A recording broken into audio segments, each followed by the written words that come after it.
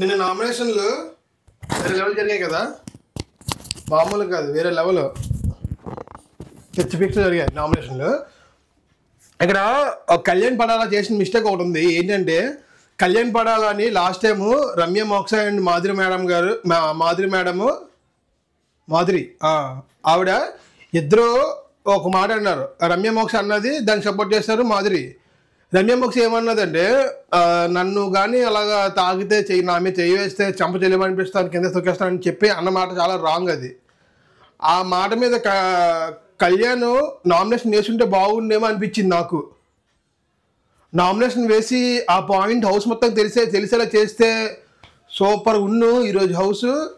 Next వీక్లో ఖచ్చితంగా అందరూ దాని మీద తనుజ కూడా నామినేట్ చేస్తుంది, మిగతా వాళ్ళు కూడా హౌస్లో ఉన్నందుకు నామినేట్ చేస్తారు ఆ మాట మీద. ఎందుకంటే ఆ మాట ప్రతి ఒక్క హౌస్ మేట్స్కి వర్తిస్తుంది. ఎందుకంటే ఈరోజు ఈయన అన్నది రేపు ఇంకొక ఆయన అంటుంది, రేపు ఇంకొక అమ్మాయిని అంటుంది. సో అది కరెక్ట్ కానే కాదు. ఈ కళ్యాణ్ పడాలా ఎందుకు మరి ఆ పాయింట్ మీద నామినేట్ చేయలేదు అంటే తన గురించి మాట్లాడడంలో తప్పులేదు, తను ఆడే ఆట గురించి చెప్పడంలో తప్పులేదు, కానీ చెప్పే మాట రాంగ్ అని చెప్తున్నాను నేను. లాగ్ పెట్టి కొట్టేస్తాను, కింద తొక్కేస్తాను మాట మీద నామినేషన్ వేసుంటే బాగుండు, హౌస్లో అందరూ తెలుస్తుంది మాట అని చెప్పేసి నాకు అనిపించింది. ఇది నా పర్సనల్ ఒపీనియన్. సో ఇంకోటి ఏంటంటే ఇమాన్యుల్ అంటే కళ్యాణ్కి చిన్న ఆర్గ్యూ జరిగింది నామినేషన్లో. ఏంటంటే ఇమాన్యుల్ యాక్చువల్గా నామినేషన్ చేయడానికి కోపిన్ కళ్యాణ్కి ఇస్తాడు. కళ్యాణ్కి ఇచ్చిన కళ్యాణ్ తనుజకి చేస్తాను నామినేట్ అంటాడు. తనుజకి చేస్తానన్న వ్యక్తి మళ్ళీ వచ్చి సంజయ్ చేయడం ఇమాన్యుల్కి నచ్చలేదు.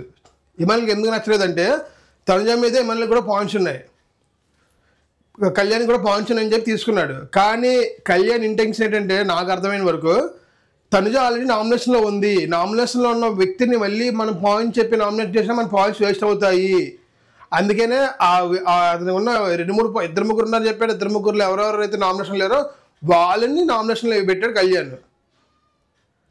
ఇక్కడ ఇమాన్యుల్ది రాంగ్ కాదు, కళ్యాణ్ది రాంగ్ కాదు. కానీ కళ్యాణ్ ఏంటంటే నామినేషన్ లేని వాళ్ళ మీద పాయింట్స్ ఉంటే వాళ్ళని నామినేట్ చేశాడు. అది కరెక్టే, అది 100% కరెక్ట్. ఎందుకంటే ఎక్కువ మంది నామినేషన్లో ఉంటే తన సేవ్ అవడం కూడా ఛాన్స్ ఉంటుందని తన ఆలోచన కూడా ఉంటుంది కదా, తన సేఫ్టీ కూడా చూసుకోవాలి కదా. సో అందుకని వేసాడు అనిపిస్తుంది నాకు. ఇక్కడ ఇమాన్యుల్ ఏంటంటే సంజన గారిని కాపాడాలి, తనుజని నామినేట్ చేయాలి అనుకున్నాడు ఇమాన్యుల్. సంజన గారిని అసలు ఎందుకు నామినేట్ చేయకూడదు? వీక్ ప్లేయర్ అనే కదా నామినేట్ చేశాడు కళ్యాణ్. సంజన గారిని అసలు ఎందుకు కాపాడదాం అనుకుంటున్నారు ఇమాన్యుల్ అర్థం కావట్లేదు. అలాంటి వీక్ ప్లేయర్ ఉంటే ప్లస్ అనుకుంటున్నాడో లేకపోతే మదర్ సన్ బాండింగ్ ఏర్పడింది. అసలు బాండింగ్లో ఇమాన్యుల్ ఉండేవాడు, కానీ ఇమాన్యుల్ ఆర్గ్యూ చేశాడంటే సంజనని కాపాడడం కోసం కాదు, పవన్ కళ్యాణ్ తనని మోసం చేస్తున్నాడని తను బయటపడ్డాడు అనమాట. అంతే, ఇంకేం లేదు. తను చెప్పింది చేయట్లేదు, చెప్పింది చేయలేదు, చెప్పని చేశాడని చెప్పేసి చిన్న నమ్మకం పోయింది కళ్యాణ్ మీద, ఇంకా ఇమాన్యుల్ గురించి నమ్మకం. సో ఇక్కడ రీతు అండ్ ఆయుషాలో ఎవరు మిస్టేక్ ఉంది, అండ్ రమ్య మోక్ష అండ్ తనుజాలో ఎవరు మిస్టేక్ ఉంది చూద్దాం క్లియర్గా. రీతు అండ్ ఆయుషాలో 100% రీతు వరస్ట్ బిహేవియర్ అబ్బా. రీతు కాదు ఆయుష, సారీ రీతు అంటున్నాను. ఆయుషది వరస్ట్ బిహేవియర్ ఏంటంటే పోవే వెళ్ళవే, ఏంటి బాబు ఇది, అరే పోరా అంటేనే ఊరుకోరు, వెళ్ళవే పోవే ఉండవే అని అంటున్నారు ఆయుష. లాస్ట్ టైం కూడా నేను విన్నాను, లాస్ట్ టైం కూడా మిడ్ వీక్లో ఒకసారి కిచెన్ గొడవలో అక్కడ గొడవ అయినప్పుడు రీతు అండ్ ఆయుషకి సేమ్ గొడవ అయినప్పుడే నువ్వే నాకు చెప్పేది వెళ్ళవే పోవే అని అన్నారు. కానీ అది పట్టించుకోవట్లేదు బిగ్ బాస్ టీము. అవి చిన్న చిన్న పదాలకి వదిలేస్తున్నారా లేకపోతే తెలుగు రాకలా మాట్లాడుతున్నారు అనుకుంటున్నారో, కానీ అది వెరీ వెరీ బిగ్ మిస్టేక్. అది చెప్పకపోవడం వల్ల తను ఇంకా ఓవర్ చేస్తుంది. ఆ పాయింట్ రీతు కూడా క్యాచ్ చేయట్లేదు, ఎందుకు కూడా అర్థం కావట్లేదు. పాయింట్ రీతు కూడా క్యాచ్ చేయట్లేదు, ఎందుకంటే తను కూడా క్యాజువల్గా తీసుకుంటుంది రీతు కూడా వెళ్ళవే పోవే అని. కానీ రీతు మాత్రం నోరు మూసుకో అంటే మాత్రం చాలా కోపం వచ్చింది ఆయుషకి. రెస్పెక్ట్ ఇవ్వాలట, తిని రెస్పెక్ట్ ఇవ్వదు, వీళ్ళకి రెస్పెక్ట్ ఇవ్వాలి ఆయుష వాళ్ళకి. సూపర్ కదా రెస్పెక్ట్. ఇప్పుడు మనం ఇస్తాం కదా, ఎదురు రెస్పెక్ట్ ఇస్తారు, మనం ఇవ్వకుండా రెస్పెక్ట్ కావాలంటే ఎలా వస్తుంది, రాదు కదా. ఆయుష మాత్రం చాలా ఆర్గెంట్గా ఉందబ్బా, చాలా వరస్ట్ బిహేవియర్ చేస్తుంది. నామినేషన్ చేసినప్పుడు కూడా కూర్చొని పాయింట్ చెప్తుంది. ఆపోజిట్ ఇప్పుడు నువ్వు నామినేషన్ చేసినప్పుడు ఆపోజిట్ వ్యక్తి ఎలా నించోని సంబంధం చెప్పారో, ఆపోజిట్ వ్యక్తి నామినేట్ చేసినప్పుడు కూడా నువ్వు అలాగే నించొని సంబంధం చెప్పాలి. ఎవరైనా ప్రతి ఒక్క హౌస్మేట్ కూడా ఆయుష రీతిని నామినేట్ చేసినప్పుడు రీతి నించొని చక్కగా పాయింట్ చెప్పింది. అది కరెక్ట్ అవని రాంగ్ అవని పాయింట్ చెప్పింది. అదే రీతు వచ్చి ఆయుషాన్ని నామినేట్ చేసినప్పుడు ఆయుష నించుందా? మీరు ఎంతమంది గమనించారు? ఆయుష నించోలేదు, కూర్చొని పాయింట్ చెప్పింది. దానివల్ల రీతు కొంచెం కాలిన వల్ల నోరు మూసుకొని ఉండు అని చెప్పేసి అన్నాం. అప్పుడు పాయింట్లో వచ్చింది ఆయుష, అప్పుడు లేచింది నించొని. అది వరస్ట్ బిహేవియరే కదా. ఒక వ్యక్తి ఆపోజిట్ వ్యక్తి నామినేషన్ చేస్తున్నప్పుడు కూర్చొని కాలు అటు ఇటు ఊపుకొని నవ్వుకుంటూ ఏకైక పక్క నవ్వుకుంటుంటే అది ఎంతవరకు రాంగ్, ఎంతవరకు కరెక్ట్ చెప్పండి మీరేనా? తప్పే కదా అది. ఇందులో 100% ఆయుషదే మిస్టేక్, ఆయుషదే రాంగ్, ఆయుష వర్స్ట్ బిహేవియర్ కనిపిస్తుంది క్లియర్ కట్గా. ఆయుషాన్ని సేవ్ చేయకపోయింటే బాగుండు అనిపించింది నాకు. భైరవ్ ఏంటంటే నాకు తెలిసి అనుకున్నాను వచ్చిన 6 ఎవరొకరు సేవ్ చేస్తాడు అంటే 6 4 ఉన్నారు నామినేషన్లో. నిఖిల్ అండ్ భైరవ్ లేరు కాబట్టి భైరవ్ కూడా ఉన్నాడు నామినేషన్లో, నిఖిల్ లేడు. సో కాకపోతే నాకు అనిపించింది 5 స్టార్లో ఎవరొకరు సేవ్ చేస్తాడు అని అనిపించింది. వాళ్ళే సేవ్ చేశాడు. స్ట్రాంగ్ పేరుని సేవ్ చేస్తుంటే బాగున్నాను, బాగా ఆడుతున్నారు, బాగా ఆడేవాళ్ళు నామినేషన్లో ఉన్నారు అని వాళ్ళు సేవ్ చేస్తుంటే బాగున్నాను, కానీ సేవ్ చేయలేదు. సరే చూద్దాం ఏమవుతుందో.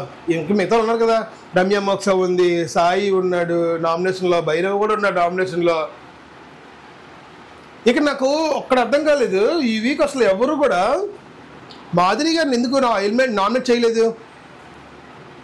మాధురి గారిని ఎందుకు నామినేట్ చేయలేదు? తనుజ పప్పులో కావాల్సింది ఏంటంటే తనుజతో క్లోజ్గా ఉంటూ తనుజకు బ్యాక్ పిచ్చింగ్ చేస్తుంది మాధురియే, దివ్యల మాధురి. గట్టిగా బల్లకు చెప్తాను, దివ్యల మాధురి బ్యాక్ పిచ్చింగ్ చేస్తుంది తనుజకి. ఎందుకంటే ఆ వీడియోలో ఇప్పుడు తనుజ చెప్పింది పాయింట్లో, రమ్యకి నామినేట్ చేసినప్పుడు 2 చేతులు కలిస్తేనే చప్పట్లు అన్నారు కదా. 2 చేతులు కలిసి వచ్చే సౌండ్ కన్నా ఒక్క చేత్తో వచ్చే విధంలో ఎక్కువ సౌండ్ వస్తుందని చెప్పి అన్నది తనుజ. సూపర్ చెప్పింది. కానీ ఆ పాయింట్ రమ్య మోక్ష కాకుండా మాధురి చెప్పుంటే ఇంకా వేరే లెవెల్ అనిపించేది నాకు. ఎందుకంటే అది అన్నది రమ్య మోక్ష కాదు, దివ్యల మాధురి. ఇక్కడ ఏం చేస్తున్నారని తెలుగుగా అనగా బ్యాక్ పిచ్చింగ్లో మాట్లాడుతున్నారు, మళ్ళీ అదే వ్యక్తితో క్లోజ్గా ఉంటున్నారు. ఇప్పుడు బర్నీ గారు వెళ్ళిపోయారు. ఇప్పుడు సెకండ్ చాయిస్ లేదు తనుజకి. బాండింగ్ అని కాదు, తనకి ఏదైనా దగ్గర అవ్వాలంటే ఈ టైం చాలా క్లోజ్ టైం కాబట్టి చాలా దగ్గర అవుతుంది తనుజకి. దివ్యల మాధురి వచ్చినప్పటి నుంచి చాలా క్లోజ్గా ఉంటుంది తనుజకి. ఎందుకంటే ఆమెకి ఓట్లు బాగా పడుతున్నాయి, ఆ ఓట్లు ఇప్పుడు ఏదో విధంగా గ్రాప్ చేసుకోవచ్చు అన్న విషయం క్లియర్గా అర్థమవుతుంది అబ్బా. కానీ తనుజ ఎందుకు దివ్యల మాధురికి నామినేట్ చేయలేదు అన్న ఫీలింగ్ చిన్నది ఉండిపోయింది నాకు. దివ్యల మాధురి తనుజ నామినేట్ చేస్తుంటే బాగుండు అని అనిపించింది నాకు. దివ్యల మాధురిని నామినేట్ చేయలేదు అన్నదానికి ఏ రీజన్ తెలియదు, కానీ ఆ మాట అన్నది మాత్రం దివ్యల మాధురియే. 2 చేతులు కలిసి అప్పట్లో వస్తాయని అన్నది దివ్యల మాధురి కూడా బ్యాక్ పిచ్చింగ్ చేస్తున్నారు తనుజకి. ఇక రమ్య మోక్షకి మాత్రం ఎడాపెడ వాయించేసింది అబ్బా తనుజ. ఎడాపెడ మామూలు కాదు. ఫస్ట్ రమ్య మోక్ష వచ్చి తనుజ నామినేట్ చేస్తుంది. రమ్య మోక్ష దగ్గర పాయింట్స్ లేవు, కానీ ఆ వ్యక్తిని నామినేట్ చేయాలి. నామినేట్ చేస్తే మనం హైప్ అవుతాం. మనం మన అంటే మన స్క్రీన్ కనిపిస్తుంది, స్క్రీన్ పైన వస్తుందని చెప్పేసి ఆవిడకి తెలుసు రమ్య మోక్షకి. ఎందుకంటే తనుజ కొంచెం స్ట్రాంగ్ ప్లేయరు, తనుజ కోట్లు కూడా పడుతున్నాయి. స్ట్రాంగ్ ప్లేయర్ అంటే గేమ్స్లో అలా కాదు, హౌస్లో అన్ని విషయాల్లో ఉంటుంది తనుజ. ఆవిడ కోట్లు కూడా నెంబర్ 1లో పడుతున్నాయి. సో అందుకని టార్గెట్ చేసింది రమ్య మోక్ష తనుజ అని అనిపించింది నాకు. ఆ ఓట్లని గ్రాప్ చేసుకొని ట్రై చేస్తున్నారు అందరూ. మళ్ళీ 5 స్టార్లో వచ్చిన అమ్మాయిలందరూ ఒకటే మాట, అమ్మాయిలు అబ్బాయిలు కూడా, ఈవెన్ సాయి, రమ్య, దివ్యల మాధురి, ఆయుష గారు ఒక్కటే మాట, మేము బాండింగ్ కోసం రాలేదు అని అంటున్నారు. వీళ్ళు నిజంగా బాండింగ్ లాగా ఉంటారు హౌస్లోని? ఎవరిని అన్నయ్య అనుకుంటా, తమ్ముడు అనుకుంటా, ఎవరిని బాండింగ్ పెట్టకుండా ఉంటారా? ఇప్పుడు బాండింగ్ అంటే అన్న తమ్ముడు బాండింగ్ ఎలాగో, మదరు డాటర్ బాండింగ్ ఎలాగో, తండ్రి కూతురు బాండింగ్ ఎలాగో, ఫ్రెండ్స్ అనేది కూడా బాండింగ్ కదా, కాదంటారా? ఇప్పుడు నా ఫ్రెండ్ అని ఫీల్ అవుతాం హౌస్లో ఒకరిని, అది కూడా బాండింగ్ కదా. ఫ్రెండ్ అనేది కదా ఒక బాండింగ్ కాదా? ఫ్రెండ్ అనేది ఇంకా గట్టిగా ఉంటుంది బలం. ఫ్రెండ్ బలం గట్టిగా ఉంటుంది. ఇంకా ఫ్రెండ్ నామినేట్ చేయాలంటే ఆలోచిస్తాం, ఫ్రెండ్ నేను ఆడాలంటే ఆలోచిస్తాం, ఫ్రెండ్ కోసం సపోర్ట్ చేస్తాం. ఎదురుడు అవతల ఎంత స్ట్రాంగ్ ఉన్నా సరే ఫ్రెండ్ సపోర్ట్ చేసి ఫ్రెండ్ గెలిపిస్తాం. అవతల ఎంత గట్టిగా ఉన్నా సరే ఫ్రెండ్ గెలిపిస్తాం. ఏదో ఛాన్స్ వస్తే నామినేషన్లో ఫ్రెండ్కి సపోర్ట్ చేస్తాం. ఫ్రెండ్ బాండింగ్ ఎక్కువ ఉంటుంది కదా, మరి మీరు ఫ్రెండ్ తిరుగుతున్నారు కదా, మీది బాండింగ్ కాదా? బాండింగ్ అని అంటున్నారు అందరూ. సాయి ప్రతి ఒక్కరి దగ్గరికి వెళ్ళి వాళ్ళు ఇలాగ ఆడుతున్నారు, వీళ్ళు ఎలాగ ఆడుతున్నారు, వాళ్ళు ఇచ్చేస్తున్నారు, వీళ్ళు ఇచ్చేస్తున్నారు మాట్లాడుతున్నారు. ఇంకా ఎవరితో ఫ్రెండ్ బాండింగ్ పెట్టుకోలేదు సాయి ఒక్కడే నాకు తెలిసినంత వరకు. ఇక్కడ మాధురి గారు ఆల్రెడీ తన చేత సెట్ అయిపోయారు, రమ్య కూడా ఈమాన్యులు సుమన్ శెట్టితో సెట్ అవుతుంది, ఇక్కడ ఆయుష కూడా డిమన్ పవన్ వీళ్ళంతా సెట్ అవుతుంది. మరి వీళ్ళు ఏం చేస్తున్నారు?